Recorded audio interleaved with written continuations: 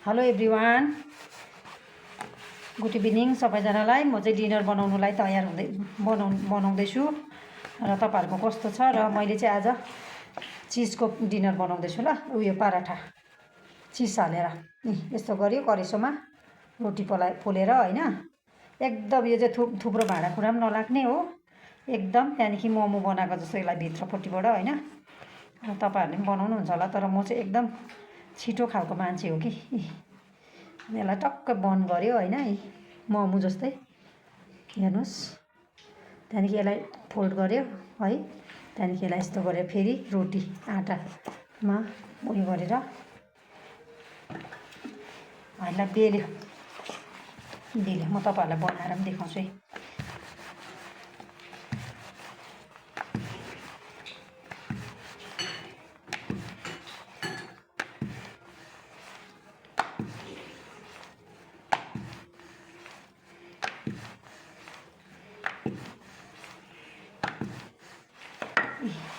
हेर्नुभयो, अब लायो तावामा।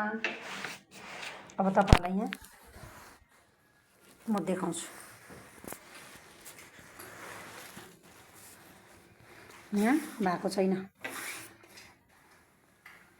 अब यसलाई पर्खिनुपर्छ, यो बिर फोका उठ्नुपर्छ। हेर्दै गर्नुहोस्।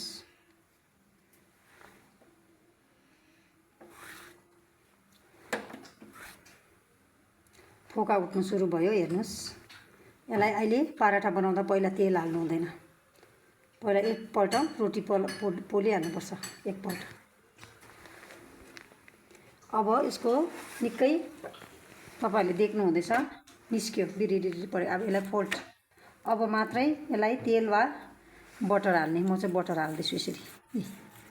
देख्नुभयो होला नि, बटर अलिअलि हाल्यो, फुलिन थाल्यो होइन। हेर्नुहोस् त, हाल्दा हाल्दै फुलिँदैछ मेरो पराठा। देख्नुभयो। तेल छम्म हालेर चाहिँ कहिले पनि पराठा बनाउँदैन है। तेल बेसी हाल्यो भने बिमारी हुन्छ हो। पल्टायो, आगो बेसी भएछ। फेरि अर्कोपट्टिबाट बटर हालिदियो यसरी। बटर हालिदियो। हातमा पनि लागेछ अलिकति। मेरो चाहिँ हातले मात्रै काम गर्ने बानी छ है। हेर्नुहोस् कस्तो मजाले फुल्यो। देख्नुभयो। म आफै भिडियो गर्दाखेरि अप्ठ्यारो भएको छ यहाँ, नत्र भने म तपाईँलाई एकदमै राम्रोसँग देखाउने थिएँ है। कसैले चाहिँ अब पराठा बनाउँदा तेल छम्मै तेलको रोटी पुरी